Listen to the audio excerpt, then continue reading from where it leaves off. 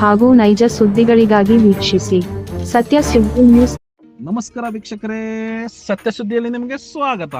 ದಾವಣಗೆರೆ ಜಿಲ್ಲೆಯ ಹರಿಹರ ತಾಲೂಕು ಹರಿಹರ ನಗರದ ತಾಲೂಕು ಆಡಳಿತ ಕಚೇರಿ ಸಭಾಂಗಣದಲ್ಲಿ ಇಂದು ಸಂವಿಧಾನ ದಿವಸ್ ಪ್ರಯುಕ್ತ ಪೂರ್ವಭಾವಿ ಸಭೆಯನ್ನು ಕರೆಯಲಾಗಿತ್ತು.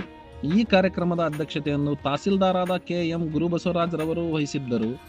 ನಗರಸಭಾ ಪೌರಾಯುಕ್ತರು MP ನಾಗಣ್ಣ, ಕ್ಷೇತ್ರ ಶಿಕ್ಷಣ ಅಧಿಕಾರಿಗಳು D ದುರ್ಗಪ್ಪ, ಇನ್ನು ಅನೇಕ ಇಲಾಖೆಯ ಅಧಿಕಾರಿಗಳು ಉಪಸ್ಥಿತಿ ಇದ್ದರೂ ಸಭೆಯನ್ನು ಉದ್ದೇಶಿಸಿ ತಹಸೀಲ್ದಾರ್ ಅವರು ಮಾತನಾಡಿ, ಪ್ರಸ್ತಾವನೆಯಲ್ಲಿ ದಿನಾಂಕ 26/11/2025 ಇಡೀ ದೇಶಾದ್ಯಂತ ಸಂವಿಧಾನ ದಿನಾಚರಣೆಯನ್ನು ಪ್ರತಿ ವರ್ಷದಂತೆ ಈ ವರ್ಷವೂ ಸಹ ಆಚರಿಸಲಾಗುತ್ತಿದ್ದು, ಕರ್ನಾಟಕ ರಾಜ್ಯದಲ್ಲಿಯೂ ಸದರಿ ದಿನದೊಂದಿಗೆ ಸಂವಿಧಾನ ದಿನಾಚರಣೆಯನ್ನು ರಾಜ್ಯ, ಜಿಲ್ಲಾ, ತಾಲೂಕು, ಕೇಂದ್ರ ಸ್ಥಾನದಲ್ಲಿ ಆಚರಿಸಲು ನಿರ್ಧರಿಸಲಾಗಿದ್ದು, ಸಂವಿಧಾನ ದಿನಾಚರಣೆಯನ್ನು ಈ ಕೆಳಕಂಡ ಕಾರ್ಯಕ್ರಮಗಳನ್ನು ಹಮ್ಮಿಕೊಂಡು ಆಚರಿಸಲು ಪ್ರಸ್ತಾವನೆಯನ್ನು ಸಲ್ಲಿಸಿರುತ್ತಾರೆ. ಪ್ರೌಢಶಾಲೆ, ಕಾಲೇಜು ವಿದ್ಯಾರ್ಥಿಗಳಿಂದ ಜಿಲ್ಲಾ, ತಾಲೂಕು ಮಟ್ಟದಲ್ಲಿ ರಾಷ್ಟ್ರಧ್ವಜಗಳ ಪ್ರದರ್ಶನದೊಂದಿಗೆ ವಿದ್ಯಾರ್ಥಿಗಳು ಸಂವಿಧಾನ ಪುಸ್ತಕಗಳನ್ನು ಪ್ರದರ್ಶಿಸುವುದರೊಂದಿಗೆ ಜಾಥಾಗಳನ್ನು ಹಮ್ಮಿಕೊಳ್ಳುವುದು. ಸದರಿ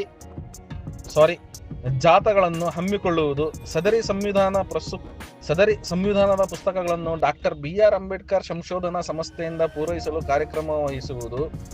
ಸದರಿ ಜಾಥಾದಲ್ಲಿ ಸಂವಿಧಾನ ಕುರಿತು ಡಾಕ್ಟರ್ BR ಅಂಬೇಡ್ಕರ್ ರವರ ಪ್ರಮುಖ ನುಡಿಮುತ್ತಗಳನ್ನು ಪ್ಲೇ ಕಾರ್ಡ್ ನಲ್ಲಿ ಪ್ರದರ್ಶಿಸುವುದು.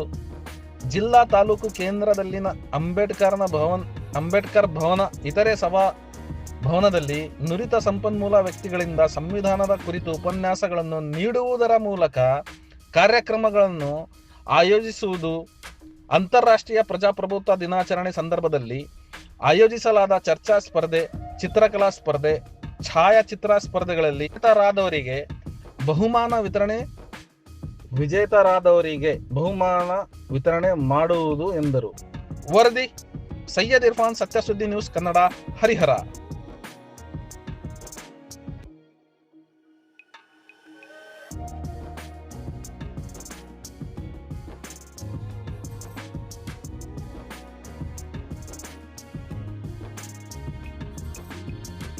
ನಾವು